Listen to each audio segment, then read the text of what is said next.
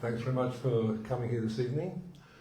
I've got a story to share with you which involves, there's a big table full of books outside called The Soul, and I think that you need to be very, very wary that at times people run off with Paul's book without paying for it. You told my story. Well, the greatest compliment I received as a writer was yesterday when I went to the bookshop, the Dimmick's bookshop in Crow's Nest, and an hour before I arrived, someone had rushed in, grabbed a copy of The Soul, and ran out with it without paying. So that was a delightful compliment I felt. How desperate are they? So you must go afterwards to buy one, otherwise it'll just be filched. They'll all be out. They'll all be running for the bookstore. Paul's been on a media carousel with this book. An hour with David Marr on Late Night Live ABC. 2-part special with Richard Feidler for his fans, Paul's fans, of which there are many. They've listened intently to these conversations. I'm going to try and be a little fresh, if possible. We've spoken for at least 3 hours on the ABC, so that's a fair amount of travelling through the book. I suppose the question really is the usual one about your research and where did it start? Did it start in the killing fields of Flanders that you cycled and walked across and written so comprehensively and eloquently and incisively about, or did it start from within, or rather than from without in your experiences there? Before I start, I'd just like to thank everyone for coming and showing an interest in this book, and also I'd like to recommend Nuked. It's brilliant. I'm reading it right now. So you want the guts of the AUKUS fiasco? Here's the man. I had no idea he was going to say that. Yeah, this is a great big bonkers book. Okay, I mean obviously it's incredibly ambitious, but why on earth did I bother? And you know, people have asked me, you know, are you mad? Why would you take on a subject like the history of the mind? And to address your question, I'd written many war histories, and I'd written myself into a pretty dark place, frankly. And so when you asked, did it come from within? I was of the view that we are by nature violent animals who did appalling things to each other. And it's lovely to see many women here tonight, because women don't tend to come to my talks. My books are about men doing shocking things to each other, and I tend to get retired colonels and armchair generals and wannabe warriors, and my friends, of course, who I wouldn't count amongst that group. So I'd written myself into this rather dark place where I thought that we were intrinsically violent and we were condemned to a Hobbesian forever war for as long as we survived on this planet. Ultimately to exterminate each other in some sort of Viking-style, end of times battle. And then I looked into myself and I thought, well, it can't be like that. And I looked at the histories I was writing and how they were resolved. And not only why we went to war, but why we stayed fighting. And why we stopped. What stopped us? And when I began to ask these questions, I looked at my work and I found an extraordinary... let's just say, I do refer to the 30 Years' War because it is a classic example of what I'm saying. This was fought between 1618 and 1648, largely between Catholics and Protestants. It was fought over the nature of a wafer, pretty much, the Eucharist, or whether purgatory existed. Now, many purists, many modern historians will say, no, it was about a dynastic struggle. It was about real estate and about treasure and who was the paramount power in Europe.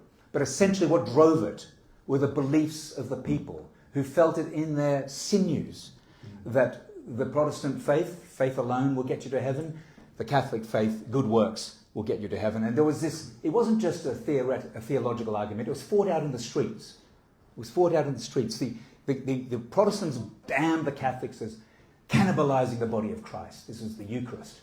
And this was a visceral struggle which led to the worst, in percentage terms, casualty rate of any war in history. 40%. Now I'm getting to the chase. This is all really about the soul. This is the thing inside us that you so eloquently describe here. Yeah. And when and, did mankind first think about having a soul? Yeah. I'll cut straight to the chase in a second, but what I concluded from that story, from what I've just finished, is that beliefs are the engines of history. They keep us going. They keep us doing these shocking things. Beliefs being the emanation of the mind before the Enlightenment being the soul, or the spirit, or the self. So where did... We were going to get to that? Yeah. Yes? Yeah. So let's get to it. Let's get to the savannas of Africa. So, in the rough territory. So then I was asking myself, what is it there? Where did the beliefs come from? And the first book, there are 7 books in this book. The first book is called The Genesis of Belief. And it is about where our beliefs came from. And that obviously, the earliest beliefs were beliefs in gods. And where then did the gods come from? So one has to go right back to the savannas of Africa and to Australia, the First Nations people. And we find that if you picture yourself, 250,000 years ago on the savannah in Africa, in parts of Africa, you're terrified. The governing emotion is fear, because you're terrified of your emerging consciousness, that you actually have a brain and you intend to use it. But how? And against whom or what? And you're as one with the beasts. You're struggling to seize scarce resources in competition with wild beasts, and you're noticing you're terrified by the lightning, the thunder, earthquakes, volcanoes, natural phenomena. And of course, what do? You endow them with, you deify them. You deify inanimate matter with godlike powers. You say here in your book, you say the daily struggle to survive instilled in the Neolithic mind a longing for explanations. Stories of hope. The seedlings of open speculation were sown. Where am I from? Why am I here? Is there a purpose to my existence? How did the ancients see that? How did they actually see that, the reason for their existence? The awesome paradox of early humankind is that the more they became conscious of themselves, the more they became alienated from their environment, because they became the other, not part of nature, but rather looking at nature, and that these are the first inklings of consciousness, of human consciousness, not conscience. That was much later, but being conscious of ourselves, aware of our terrifying aloneness on this planet, and what you see is that this fear of who am I, why am I here, this terrifying consciousness. You had to create stories, mythologies.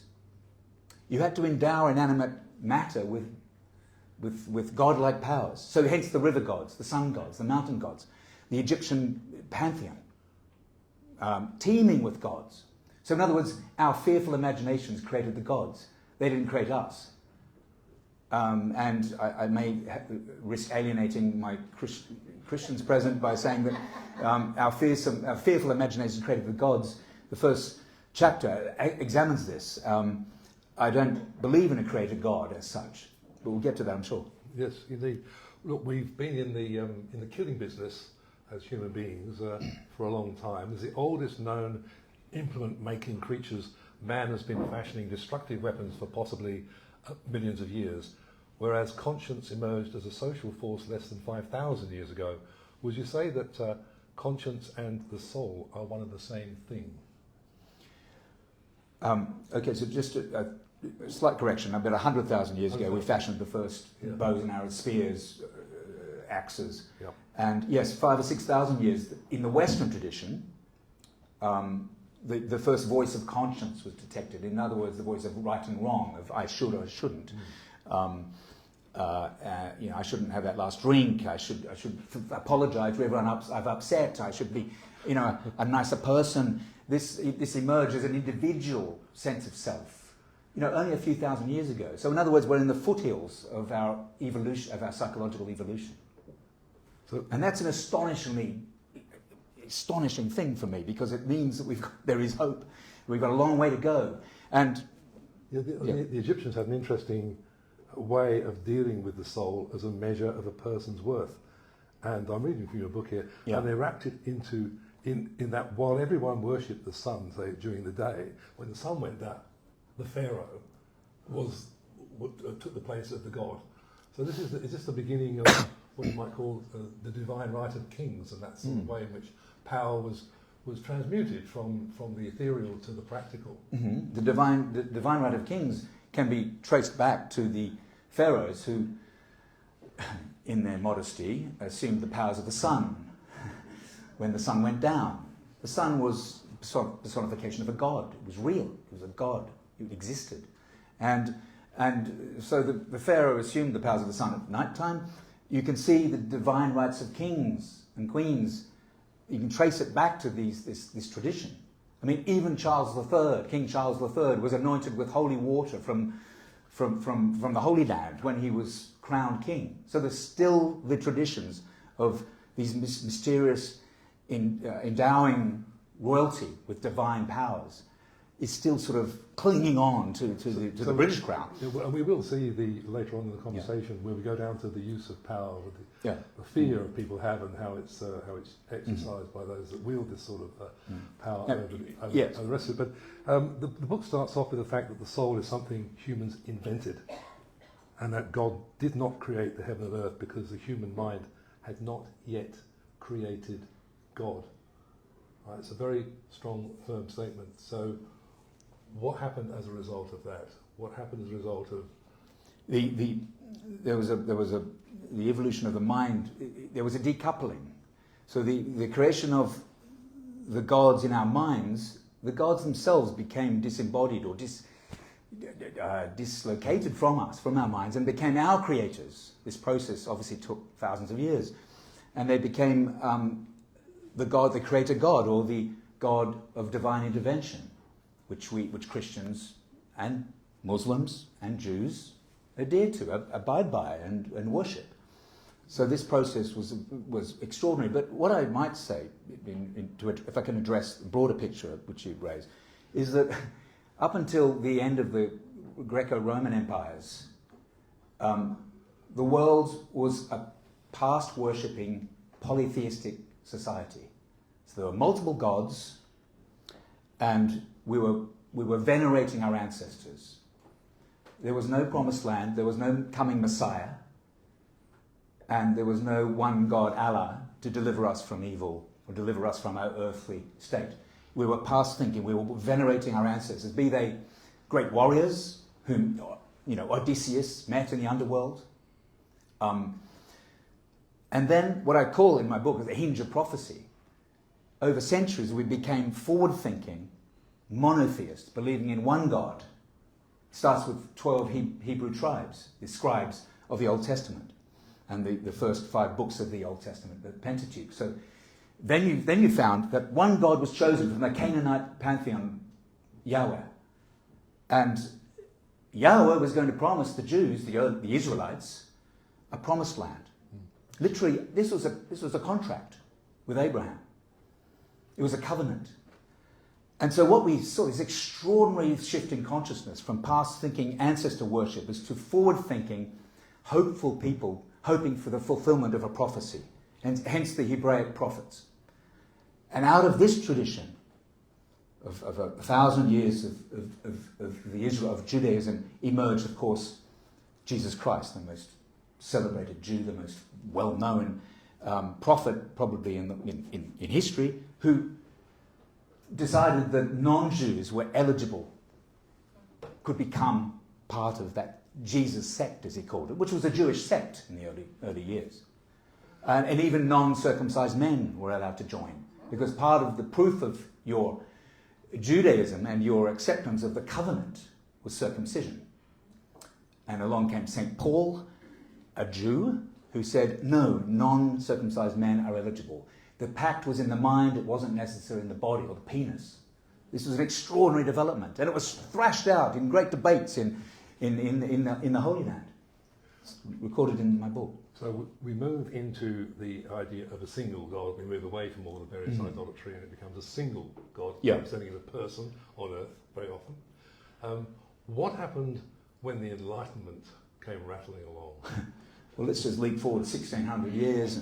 But yeah, I mean, we only have a few we only have a few minutes. You may be wondering how the soul's sort of in all this, because the soul, Christ introduced, well, the Hebrews introduced the concept of salvation. We won't go into the details of that because it's very complicated in the Jewish tradition, but it's very clear in the Christian tradition. Salvation was the idea of salvation, and we'll get to the Enlightenment, but I just wanted to mention the idea of salvation was really the most extraordinary idea because it promised heaven, paradise to the poor, the disabled, the mentally ill, the lepers, the forgotten, the powerless. This is in the Sermon on the Mount. It is the most extraordinary document or speech ever made in history, in my view.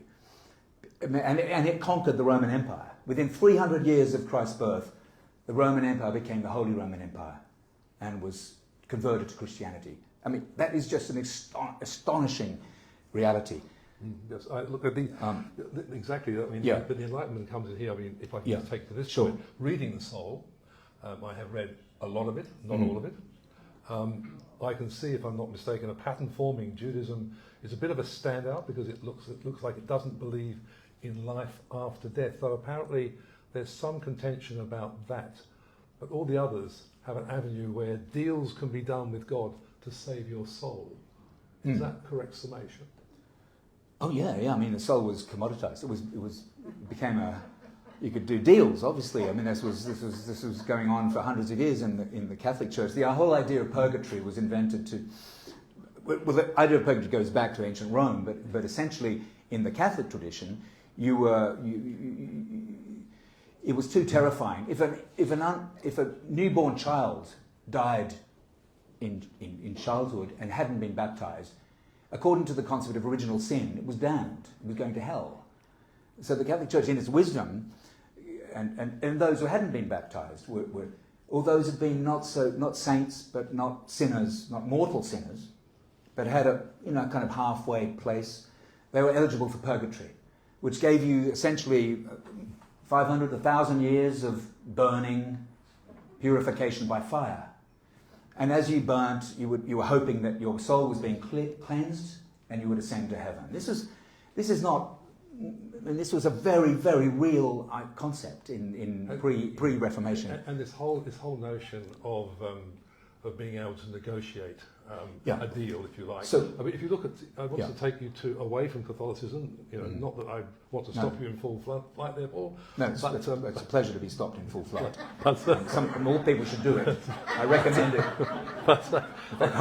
On the question of just shut me up. Hinduism and Buddhism now. We haven't even touched on indulgences, though. That's what I was hearing. Well, we might get there later. Okay, maybe not. Yeah, okay. Some people might think that reincarnation is a wonderful thing, but there's a catch, isn't there? You write, only the most generous, kind and faithful people had any hope of escaping the cycle of rebirth. So rebirth was not a good thing. Rebirth isn't a good thing. It's actually called re-death, that you die over and over again, reincarnated. As if you've been very bad, sinning in your previous life, you may be reborn as an untouchable. Or as a wasp, or a sheep, or an inanimate substance. And villages in India for thousands of years have believed this. And according to your karma, that would determine how you were born. But a sort of close look at this shows that it's a rather cruel means of social reproduction. Because the Brahmin elite would say, well, we deserve our privileges, our wealth, our comforts, because obviously we were very good in previous lives, whereas untouchables or lower castes were felt, well, obviously we did the wrong thing, and this is perpetuating. But to get off this cycle, you had to be exceptional, almost saint-like, and then you would be eligible for the Hindu idea of heaven, moksha. And so this was to be hoped for, but it might take hundreds and hundreds of attempts. So life was trial and error. On a perpetual carousel. I read it. There's one line here which I just pulled out, which says, "My riches and your poverty were preordained in previous lives."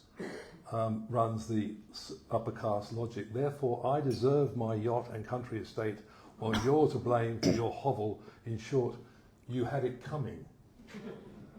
well, that's a rather crude and vulgar expression that the West has applied to, and I used it to the karmic memory, to karmic. Karma is essentially an action in one's life. Paul, I thought it wasn't crude. I thought it cut through. I'm sorry to disabuse you. Yes, I did. I thought it was a very strong line in the book too. It's part of the. You had it coming. You deserve your lot, and that is a deterministic system which you couldn't escape from, and we see that belief system permeating Hindu culture today, and Hindu nationalism, in fact. So this, if I can just step back a little, this book isn't about sort of ethereal ideas about the soul and theology. It's about how beliefs in salvation or the soul and where we're going after life, how those beliefs play out in the real world, in history. So we create the great belief systems in the early section of the book, then we see how they've been abused, manipulated, harnessed to demagogic ideas, mutilated. And the Crusades is a great example of this. So there's an echo of Christianity in all this. Well, more than an echo. I mean, the Crusades was, as we all know, we all think we know, that this was the Christian soldiers going off to the Holy Land to basically conquer it and slaughter the Saracens or the Muslims and reclaim it for Christ. And to do that, you took the cross in your cathedral. This is a very solemn ritual. It was a contract between you and God. If you do this, you are promised salvation. So in other words, we see clearly the link between hope, faith, and actions on the ground, with extraordinarily bloody consequences. Not just for the Muslims in the Holy Land, but also the Jews en route.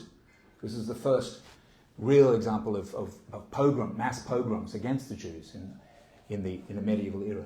And part of the Crusades, of course, enriched the church because people would give their land as a way of saying, this is my down payment. If I should lose my head overseas somewhere in the Middle East, you can have my land. Exactly. In the north of France, which turned into, of course, Champagne territory for the Catholic Church. That's right. Dom Perignon, by the way, where it comes from, is it not? Well, that's right. I mean, you handed over 1/10 of your estate to the Catholic Church, and that also, when they started running out of money when the Crusades ended, that's when they introduced the sale of indulgences, which we were referring to earlier, where you could buy an indulgence, a certificate, which would limit your time in purgatory. So instead of 1,000 years burning to purify your soul, you would limit it to maybe 100 years, or 50 years, or 8 years, or yes. Did someone say 8 years? No, sorry. You know more than I do that. And this finance, again, the real world consequences of this was the financing of the great cathedrals. St. Peter's in Rome was financed completely, exclusively by the sale of indulgences. And anyone who's read the Canterbury Tales will know the pardoner is the most loathed character. The pardoners were the ones who basically tax collectors for the church, who fanned out across Europe to sell these indulgences, not just for yourself, to limit your own time in purgatory, but you could buy one for your auntie, your uncle, even if they're dead, they would flog them and say, well, okay, your grandma's died, but if you want to limit the pain of purification by fire, buy an indulgence. Now Luther, of course, that launched the Reformation because he was so disgusted by this corruption that you could buy your way to heaven. He said this is just a complete nonsense, hence the 95 Theses. So the book really has this linear sort of structure, which we can see the handing of the baton from one faith to another and see how it develops. Now, this sounds like a very blokey conversation so far. We're talking about blokes a lot, both being killed and trying to buy their way into a better life on the carousel, as you so describe it. But of course, women themselves didn't have a soul for many centuries, did they, Paul? No, that's not true. No. There was a meeting in 600, around 580. It was thought. There was a myth that women. It wasn't true. They did have a soul. They did. If the soul existed, is that correct? That's right. If the soul existed, they did have. They did have one, but the church fathers gathered around a table in 580 AD, Common Era, to discuss: do women have a soul? The question. Of course, no women were present to correct them, and they unanimously agreed that women probably did have a soul, but it was a kind of a a bolt-on soul. It was an inferior soul. Women were created from Adam's rib, and she was fallen. She committed the first disobedience and inaugurated the idea of original sin. She was forever cursed by by Eve, and so the church fathers decided in their wisdom that women would be eligible for a soul, but it would be enslaved to man. And in fact, if we think this is simply a pre-medieval idea, Thomas Aquinas, one of the great theologians of the Catholic Church, in fact, his ideas, his books, he wrote about 2 million words, huge amounts. And I've quoted him in my book saying that he's so grateful that women were created out of Adam's rib, giving her a soul. Had she been created out of Adam's brain, well, she would of course be equal to mankind. Had she been created, however, in his magnanimous views about women, he said, well, had she been created out of Adam's foot bone, she'd be an abject slave, as opposed to a domestic slave, as he put it. So these ideas have permeated the church for centuries, and they still linger, as we know. So what are the major impediments that women face as a result of kind of not having a soul, then being granted one, but still grudgingly granted one, and it still stands in the way of job opportunities in the church, doesn't it? Well, these ideas are so entrenched in our society, in our traditions, that you just can't dislodge them simply by introducing a law, an equal opportunities law. There's always this embedded problem that we have in our society. And what I've found was that I've written a whole section on history could be construed, and I think as the liberation of a woman's mind and body. If we think of history in that way, it's an extraordinary story. And with the help, of course, of the great feminist writers, but not just feminist writers, the early, they wouldn't have called themselves feminists, writers like Christine de Pizan, for example, and Jane Anger is an extraordinary writer, a great name too, who were the champions, the proto-feminists. And of course Mary Wollstonecraft, and then the four waves of feminist writing. So we take the reader through that development, that liberation of women's mind. But the point really is, and I think Betty Friedan touches on this, and a lot of feminist writers, is the collision or the contradiction between the authentic self of women and the contrived or the imposed self, which Simone de Beauvoir writes about so beautifully. That patriarchal societies impose this or contrive this idea of women, what women should be, and she's saying, well, hang on, the authentic self, the second sex. And Germaine Greer goes even further and talks about the female eunuch as a completely obliterated body and mind. And when you say you can't legislate against this, I mean, the endemic sexism that you see around the world, that you see in the evangelical Christians in the United States, the way that Donald Trump, to bring it up to date, plays that card all the time about women should be in the home, it stems back through the millennia, back through the centuries. There is a line that draws right the way through there, which is kind of not really understood in the current political context, is it? Well, no, because we're superimposing laws and ideas onto an ancient beliefs, which I think we can only, as I said at the beginning, we can only liberate our minds. Or maybe I didn't say it at the beginning. We can only liberate our minds from the tyranny of the past. I mean, I've always been fascinated by the history of ideas and whose ideas contain us. In other words, if we're sitting on the shoulders of giants, who are these leviathans? Whose ideas basically, we're not even conscious of it, many of us, but we are indoctrinated in an almost a subconscious way by the ideas of those who've gone before us. And to liberate our minds from that tyranny, or it might be a sublime idea, but to free our minds, we need to know who they were, so that then we can address where our beliefs come from, and if we should continue holding those beliefs.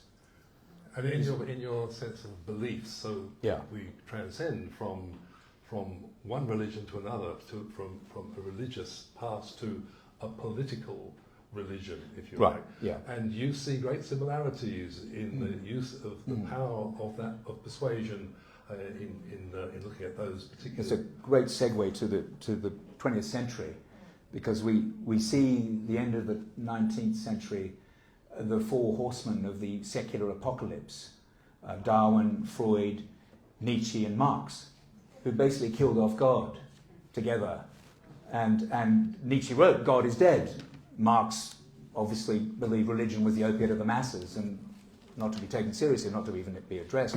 And Darwin, of course, the gentle biologist, discovered evolution. So we have this, or going to Freud, but we have this this idea at the dawn of the 20th century, where even though there were obviously many people continued to believe, but the intelligentsia were buying into the idea that God is dead. Who or what will replace the spiritual void in our lives? And of course, what we saw was this most hideous experiment in social engineering, the God of state. And we now believe in the state. Hence, these monstrous systems, communism and fascism, where the God of state, in the person of the cult leader or the dictator, assumed godlike powers. But of course, that wasn't the way that, the way that fascism works, in my understanding of it, is not the same way that communism works in its ideal identity, is it? No, of course, but in the structure, in the way they were structured, in the way they were idealized, and the way that the people were, there's many great books comparing communism and fascism and the similarities between them. And Stalin was a great study of the Catholic Church. We don't have time for that. We don't have time for that. Alan Bullock wrote it, The Tyranny of... Stalin studied the Catholic Church, its structure. He was fascinated by how on earth how did they manage to get so many people blindly following this blind faith without any recourse to reason? And faith begins where reason ends. And he said, well, how do we create that? And of course, the Nazis, there's a whole chapter on how the Nazis managed to create this. And Mao Zedong, for example, the same cult, creation of a cult, in which pretty much replaced religion. He turned the mango into this sacred fruit, which he had placed in the factories, and the workers would file past it and nod, as if it was almost a recreation of the Eucharist. The mango was a sacred. It was extraordinary, and you see the same symbols and mechanisms being used that the ancient religions used to galvanize the people behind this movement.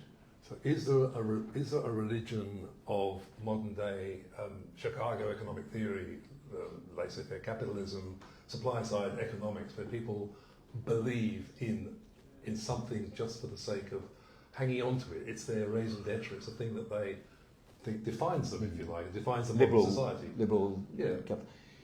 I always thought that capitalism was a process, a financial process, where a company raised money, capital, to invest. Maybe I was so naive, to invest in its workers and research and build the economy. But I had not realized that capitalism is a belief system like any other. And the zealots have, for the last 50 years, created this ideology whereby the market is completely, should be free to do what it likes. And the laissez-faire ideas of Friedrich von Hayek, for example. He was an ideologue posing as a rationalist. If you're familiar with Hayek's ideas, he was the father of the whole supply-side revolution of the last 50 years. Yeah, but so that wasn't the idea of Adam Smith's idea originally. No, Adam Smith and Maynard Keynes were... So we went through this, we've gone through since, 1970 or so, the last 50 years or so. Do you see this then as a hinge of history, with capitalism in trouble, if you like, and the West in trouble? Is this part of the changing of the guard? I certainly think it's been a hinge of history in the last 60 years where Adam Smith was, he wasn't a conservative. He believed in unions. He believed in collective bargaining. He's been hijacked. He's been appropriated by the conservative right as their patron saint. And he believed that the trade should work for the majority, not the few. He would have been absolutely appalled to see the degree of wealth concentrated in the 0.0001% today, which is the worst we've seen, the biggest gulf between rich and poor since 1914. according to Thomas Piketty, who you may know his great book on Capitalism in the 21st century. So Adam Smith being a realist and a pragmatist, and how can the system of trade and liberalism work for most people? Well, we've discarded that idea, and we've seen in the last 50 years $50 trillion trickling up.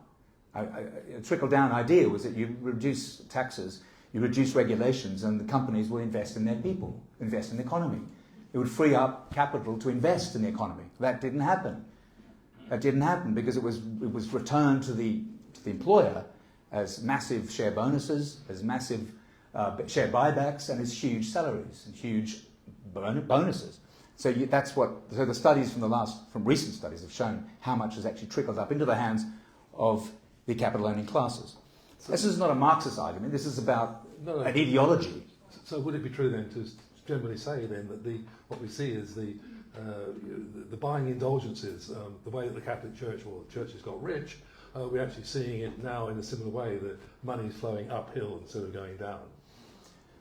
Well, that's a little bit of a long bow, but indulgences are certainly a form of tax on the people, but trading on their fear of the afterlife, giving over a tenth of their income, tenth of their estate, to ensure a safe afterlife. That, okay, I'm going to have to endure purgatory for 10 years, thank goodness.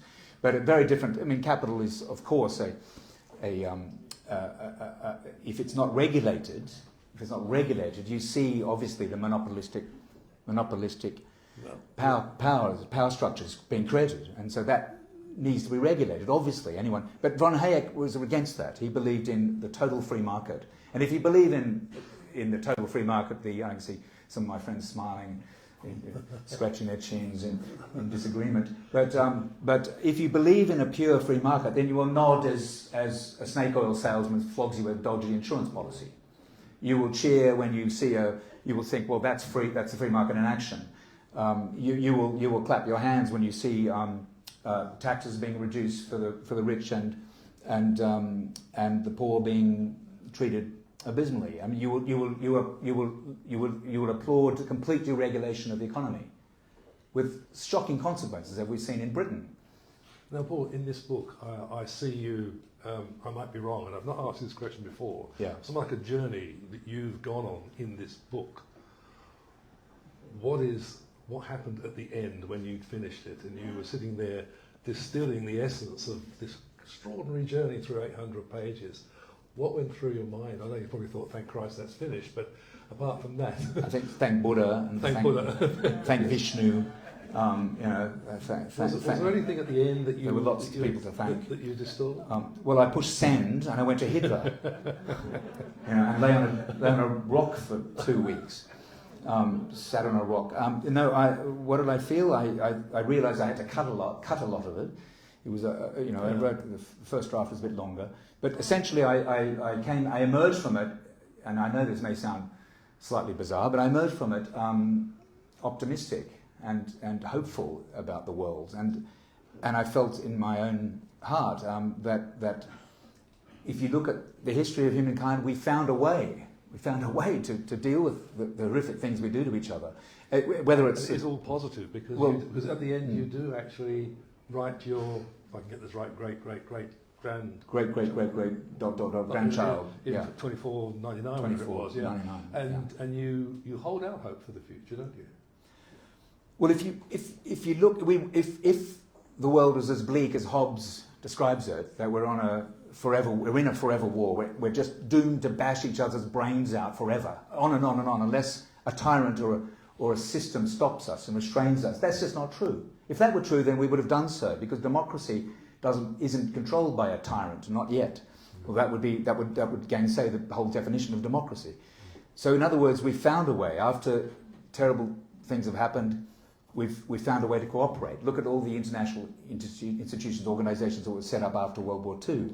But the question is, do we need to go through these flaming hoops to get to that place, that sweet spot, if you like?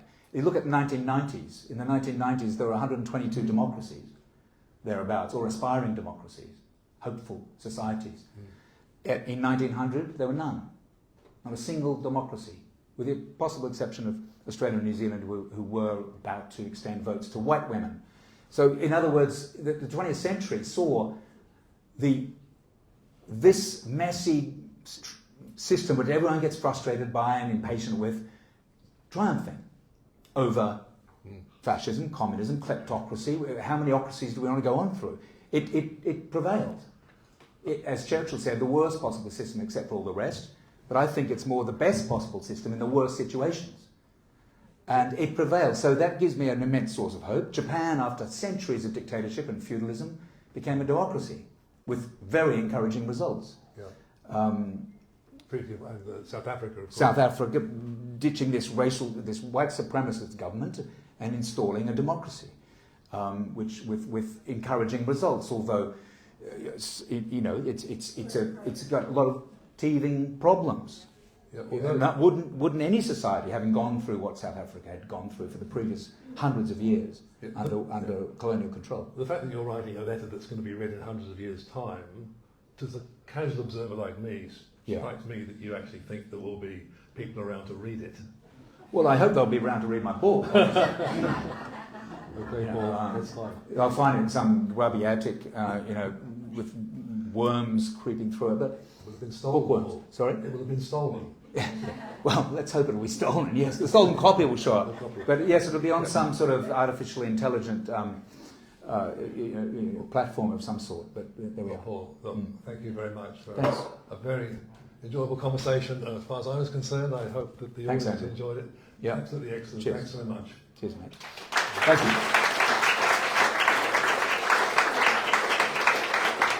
Thanks. Thank you for being a very attentive audience. I hope nobody was falling asleep or throwing things at us, so that was pretty encouraging. Are there any succinct questions? I got one. You got one? Okay, you got the floor. A comment first, fantastic, and Paul, I know that this is like, new to everyone here, but this is so much better than your vocal hour thing. Thank you. Amazing. Yeah. It was so insightful, and that's a lot to do with you as an interviewer. Thank you. And I think you've kind of answered this already, but are you hopeful at the end of all of that incredible research and writing you've done? Hopeful about the human condition. Yes, and I know that many people here probably may not be. But I'm a steely-eyed optimist, not a starry-eyed optimist. In the sense, I come from as I said at the beginning, I've written myself in a very dark place. My previous books, I get my hands very dirty, and as friends will know, we trekked Kokoda. We walked in the footsteps of the Sandakan 6 across North Borneo. I've sat down with 50 survivors of the atomic bombs in Hiroshima and Nagasaki to talk them through what happened. And so, I've seen the horrors of the world of the 20th century up close, the victims of these events, and I've seen what we've been able to do. And even if you say, well, climate change is the ultimate apocalypse for us all, even the fact that it's gathering so much momentum, the ecological movement, is a testament to hope. Obviously, there's a counteracting force going on. There's a chapter in my book called "Scientists versus Charlatans." I'm stopping soon. But that when scientists become polluted by politics, then we're in trouble. So let's try and keep it. Yeah, as they have been. Yep. Yes, Susan. I'd love to know, having ranged over all those ideas and epochs, how on earth did you research it? You must have done a tremendous amount of reading across religion, theology, history, philosophy. How did you organise your reading? What was the scope of it? Did you all hear? And other research. Yeah, how I organised my research and my reading. Yeah. This began 8 years ago, this journey, and first I have to erect the scaffolding of the book, the structure, the essential structure, which is a movable feast and is changing. But once you've got that structure in place, then that dictates your reading. You can see what you need to do.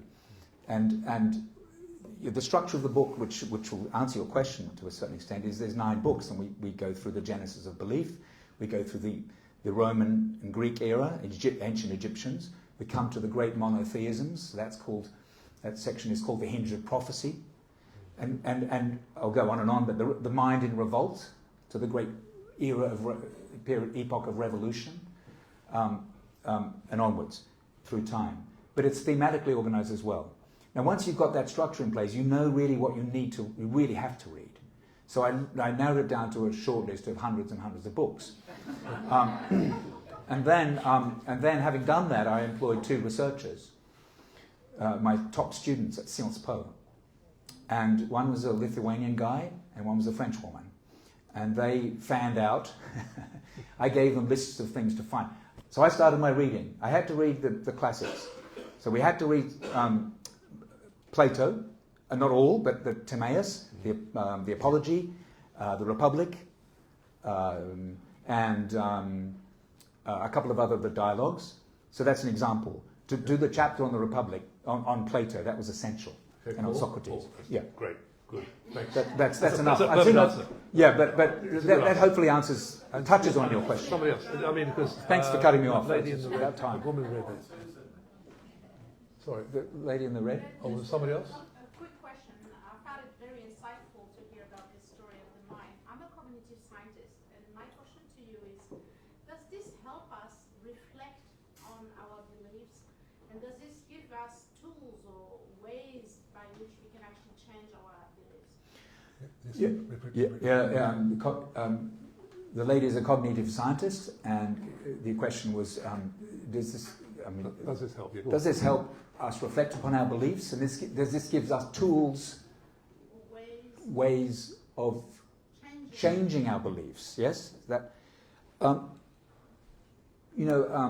There's a section at the end of the book about neuroscience and neuroscientists' interpretation of the mind. Because the soul became the mind, as I've said, during the Enlightenment. And I'll cut. And of course, to sum that up, a lot of neuroscientists say we're just a bag of neurons. There's nothing more to us. Hormones, chemicals, interactions, electrical interactions in the mind. And we should all just go away and just sit down and think about that. And of course, the problem is that doesn't explain subjective consciousness at all. How is it that we all have different beliefs, different ideas, different senses of right and wrong? Why is my good, your bad? And yet we're exposed to, at least in the West, exposed to similar extraneous phenomena, but we draw completely different conclusions. No neuroscientist has explained that yet, and you're nodding, I can see. And that is the mystery of the mind that no one's explained. What is this longing for the sacred, for the mysterious, for faith over reason? And the book, I don't presume to answer that question. Neither did Confucius, neither did Voltaire, neither did a whole pageant of thinkers. They accepted what they couldn't know.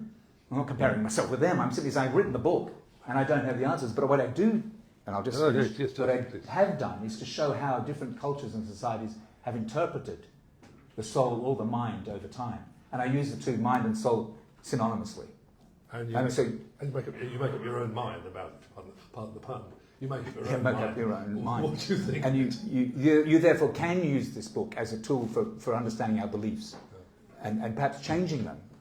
This is behind you, yes. And then, yeah. Listening to you speak, and I must admit, I listened to you on the ABC Andrew Fowler show, and I was absolutely mesmerised by your conversation.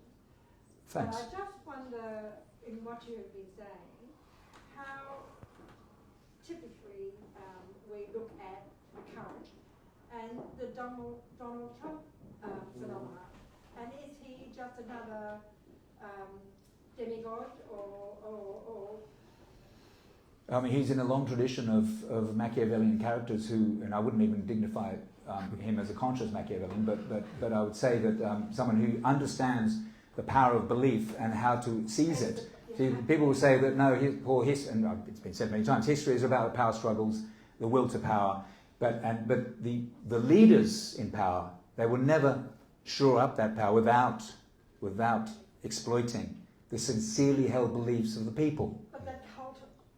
It is a cult. It's been like, and it's almost, that's almost to dignify cults.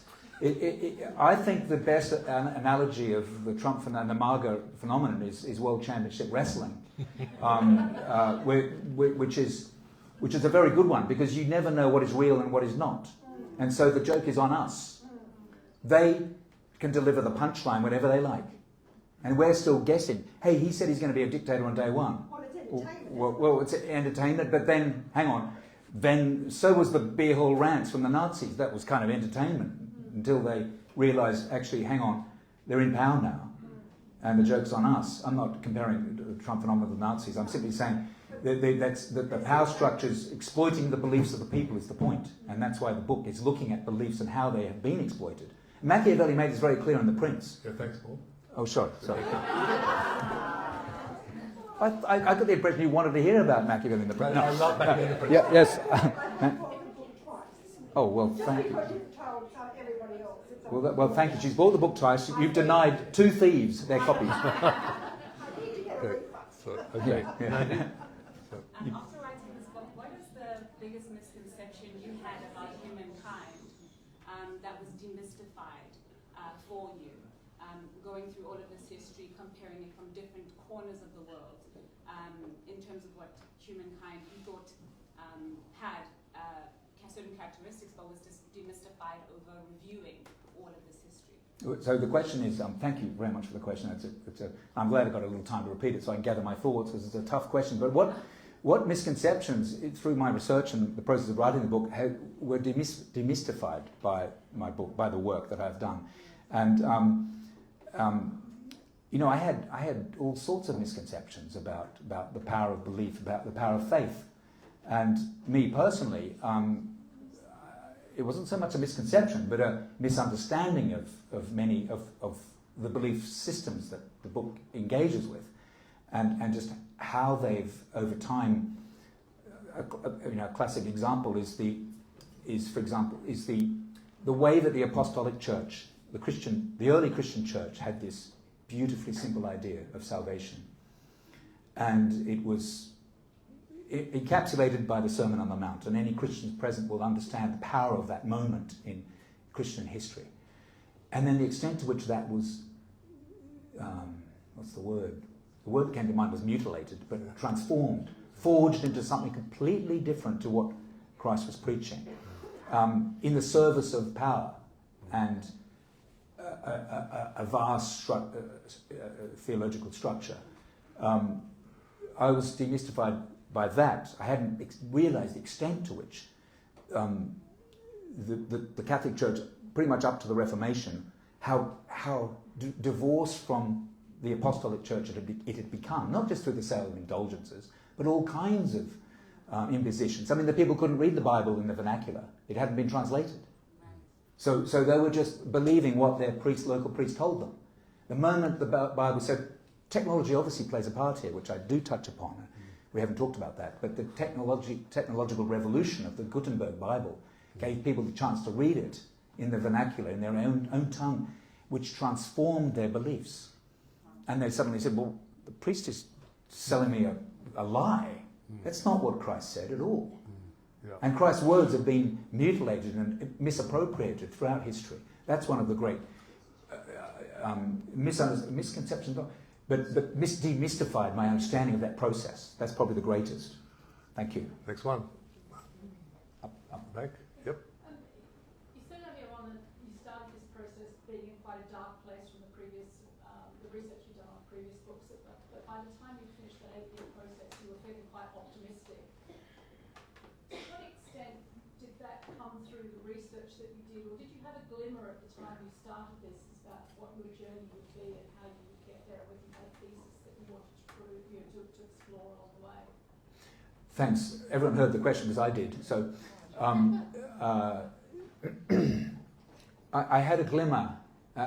All my books I've had a glimmer of where I think it might go, but whenever I start a book, I try to banish from my brain any preconceptions, bias, prejudices.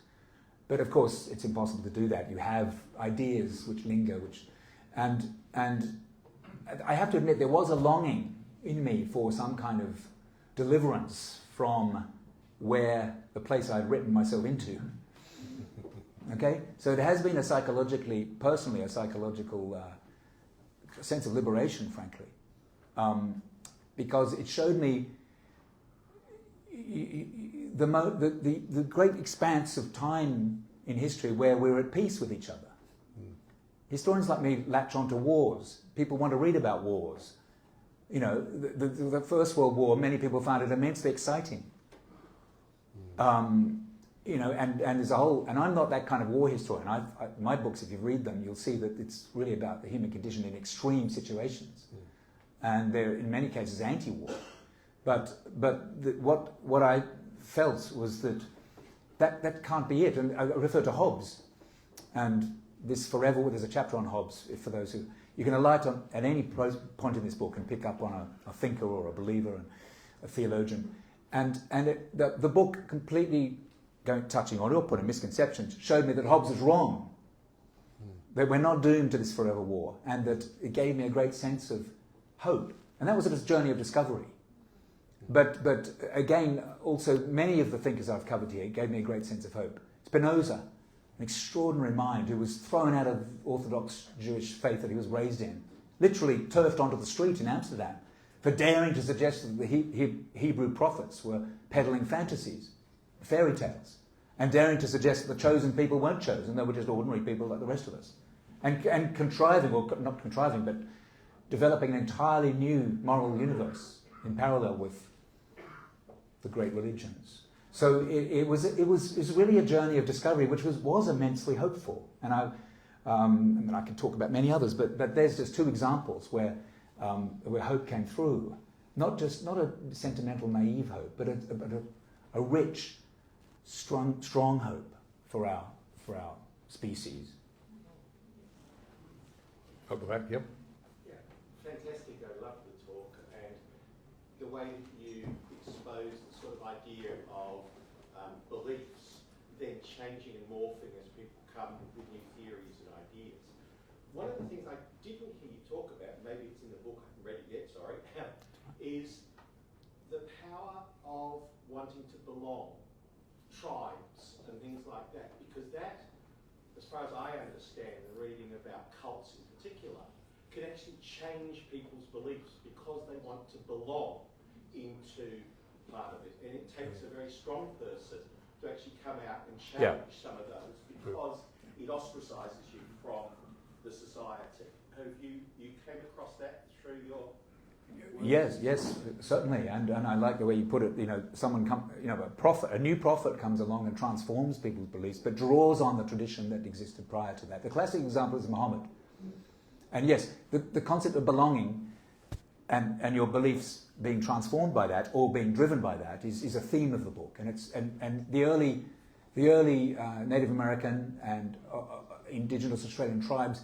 they believed that consciousness was shared amongst the tribe. The individual dies, but the collective consciousness lives on, and that's crucial. That was crucial to the success of the tribe, for the procreation of children that had to be raised in that idea of the collective belief.